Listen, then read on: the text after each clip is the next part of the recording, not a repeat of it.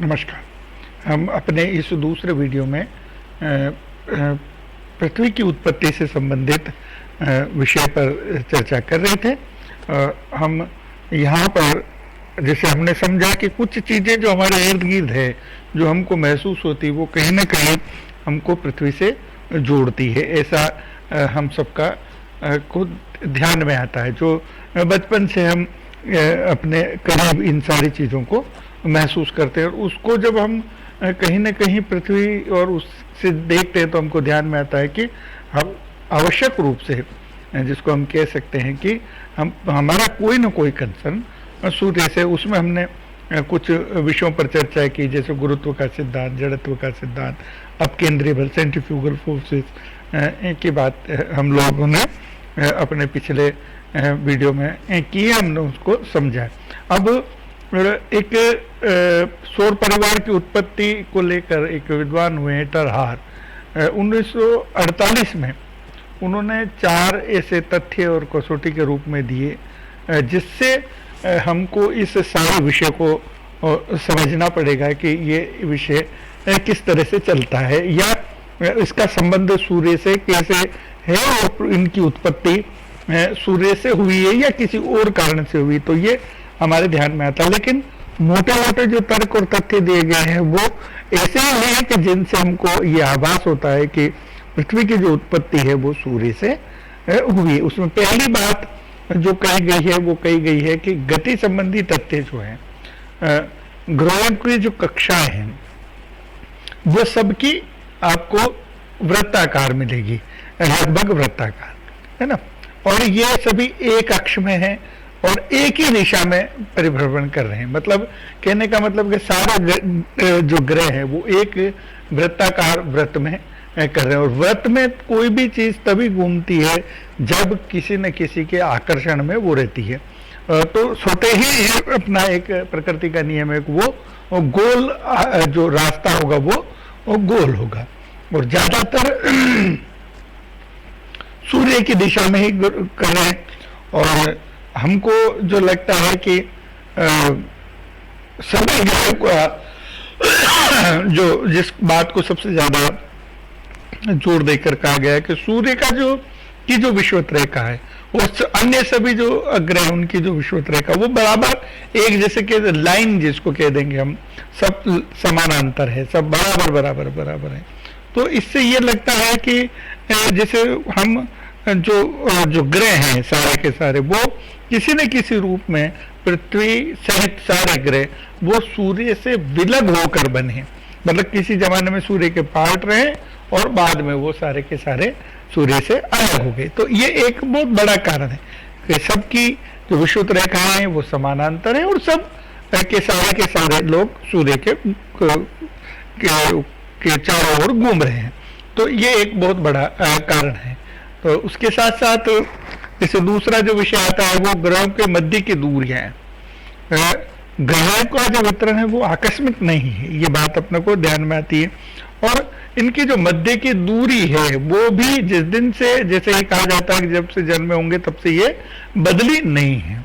और इसी का कारण है कि सबकी दूरी का हमेशा एक निश्चित, जिसको कह सकते हैं कि उसको दूरी के साथ है, जिसका कोई न कोई वैज्ञानिक कारण है। तो इनके बीच की जो दूरी है वो कभी परिवर्तित नहीं हुई, और परिवर्तित इसलिए भी नहीं होती कि सब सूर्य से आकर्षण में, अगर परिवर्तित होते तो आज न कल ये आपस में टकराकर टूट जाते, बिखर जाते या विखंडित हो जाते। तो सब अपने अपने रास्ते में घूम रहे, कोई किसी के रास्ते को नहीं रोकता। तो ये एक विलक्षण चीज है जो हमको ध्यान में आती है। और एक वो सूर्य की हमारी जो पैदाइश है उसको सिद्ध करती है। उसी तरह से एक और विषय है कि ग्रहों का जो वर्ग है वो निश्चित वर्ग है। मतलब ये कह सकते हैं कि कुछ जैसे कहा गया है कि 2 कुल जितने 8 या 9 जो ग्रह हम मानते हैं, जिनको अरुण यम को जैसे अभी पिछले दिनों उसको ग्रह नहीं माना, लेकिन ये सारे के सारे ग्रह एक निश्चित क्रम में हैं। और आपको एक बात और लगेगी जिसको 2 रूप में कहा गया, आंतरिक ग्रह और बाह्य ग्रह। तो आंतरिक ग्रह तो सूर्य के जो निकट है वो छोटे ग्रह हैं, अधिक सघन है, मतलब उनकी जब आप भौतिक संरचना देखेंगे तो भी आपको लगेगा कि जैसे जो सूर्य के जितना ज्यादा निकट है उसका घनत्व उतना ही ज्यादा है, वो आकार में छोटा है। जैसे जैसे आप बड़े ग्रहों की तरफ जाएंगे उनका आकार बड़ा है लेकिन घनत्व उनका कम है। इसका मतलब वो जो डेंसिटी है वो दूर जाने पर कम हो गई। जैसे उसकी रचना जो भाग छिटक कर गए तो हल्के थे वो दूर चले गए और जो भारी थे वो निकट रह गए। तो इससे ये होता है, इससे ये स्पष्ट होता है कि हम निश्चित रूप से सूर्य से अलग हुए हैं। और एक बात और है कि ये सारे के सारे मतलब ग्रह इस रूप में माने जाते हैं, जैसे आंतरिक ग्रह आप जैसे जिनमें ले लीजिए बुध, शुक्र, पृथ्वी और मंगल, है ना, ये पार्थिव ग्रह टेरेस्ट्रियल प्लेनेट जिनको हम कहते हैं, ये अंदर के ग्रह हैं। उसी तरह से सूर्य के बाहर के ग्रह हैं। सूर्य के बाहर के ग्रह वो बड़े हैं और वो आकार में भी बड़े हैं, उनके उपग्रह भी कमोवेश बहुत ज्यादा, और उनमें जो हल्के पदार्थ है उनकी ज्यादा मात्रा, जैसे हाइड्रोजन और हीलियम जैसे वो जो है वो वहां पर अधिक है, वहाँ वायुमंडल भी सघन है।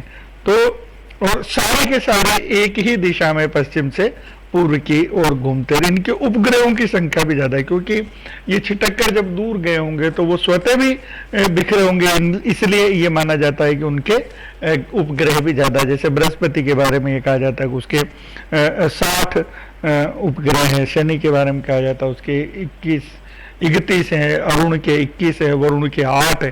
तो ये इस बात को इंगित करती है सारी चीजें कि तो ये हल्के बने हुए और दूसरे छिटक कर गए, इस कारण से दूरी तक गए तो हल्के होने के कारण से इनके में बिखराव ज्यादा है अपेक्षाकृत जो सूर्य के निकट है।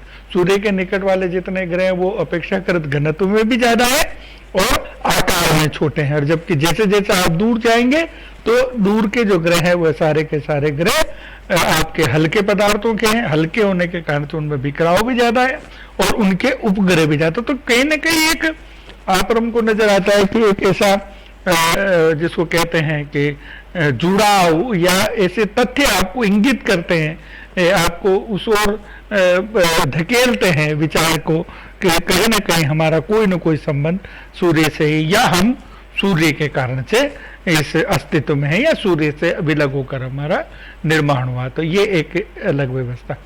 चौथा एक जिसको कह सकते हैं कि कोणीय संवेग, एंगुलर मूवमेंट हमारा सूर्य के साथ है। ये माना जाता है कि सौर परिवार में जो 99% जो भाग है वो सूर्य है, और उस शेष भाग में ही सारा सौर परिवार आपका बना है। तो ऐसी परिस्थिति में हम ये कह सकते हैं कि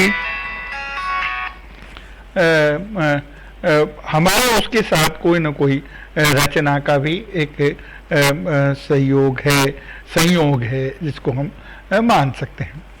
अब कई मतलब इस सदी 19वीं सदी से पहले जो भी जैसे विचार था या जो भी था, तो उसमें कई सारे, मैंने आप लोगों को पहले भी कहा कि कई प्रकार के ऐसे भ्रम थे जिनमें धार्मिकता के आधार पर अजीबोगरीब बातें इसमें कही गई हैं। लेकिन जैसे जैसे आप अभी इस वैज्ञानिक युग की तरफ जा रहे हैं, जैसे यूरोप का जो नवजागरण का विषय है, तो उसकी तरफ जब बढ़ते हैं हम तो ऐसा लगता है कि जैसे वो जो जितनी भी धार्मिक मान्यताएं हैं, वह धार्मिक मान्यताएं जैसे खत्म होती हैं और कुछ ऐसी तथ्य जैसे आए जिनके कारण से हम इस बात को समझ पाएंगे कि धीरे धीरे हम वैज्ञानिकता की ओर बढ़ रहे हैं, जो हमारे लिए एक हर्ष का विषय है और थोड़ी बहुत जानकारी जिसको कह सकते हैं तथ्यात्मक। लेकिन एक बात जो मैं बहुत पुरजोर तरीके से आप लोगों के सामने रखना चाहूँगा कि ये सारा का सारा जो ज्ञान यूरोप लक्षित है या यूरोप पर डिपेंडेंट है, तो वो भारत के संदर्भ में जब आप देखेंगे तो ये बहुत ही तथ्यहीन है, और इनकी जो जानकारी है वेस्टर्न कंट्रीज की वो बहुत कम थी पृथ्वी और पृथ्वी की गतियों से। आप हमको ध्यान में होगा हजारों वर्षों पूर्व हमारे यहाँ काल गणना हुई है, हमने सूरज और पृथ्वी नहीं, सौर परिवार ही नहीं, और भी नक्षत्रों के बारे में, राशियों के बारे में पता कर कर उनकी गणना की, एक एक सेकंड की गणना भारत के लोगों ने की है। तो एक बहुत आगे का इतिहास, वो साइंटिफिक जिसको कह सकते हैं हम कि हमारा अध्ययन भारत का इन सब विषयों को लेकर था। पर दुर्भाग्य का विषय है कि क्योंकि हम उस बात को कह नहीं सके, और आज़ादी के इन 70 सालों के बाद भी इस सारे बात को जैसे अवैज्ञानिक मानकर गलत साबित करने की कोशिश की भारत के स्वयं के अपने विद्वानों ने। पर लेकिन धीरे धीरे धीरे अब सब लोग मान रहे हैं। अमेरिका का नासा जो है वो मानता है, भारत, दुनिया के दूसरे सारे जो लोग हैं वो इस बात को अब मानने लगे कि भारत का जो ज्ञान था, विज्ञान निश्चित रूप से उल्लेखनीय था, और उसमें कई सारे ऐसे तर्क हैं जो निश्चित रूप से दुनिया के लिए के ज्ञान को बढ़ाने वाले हो सकते हैं। ऐसा तो अब इन सब बातों के साथ साथ दुनिया के जो प्रमुख लोग इन्होंने इस विषय में हमको क्या सिद्धांत बताए, क्या बातें बताई, वो हम अगले वीडियो में उस पर चर्चा करेंगे। धन्यवाद।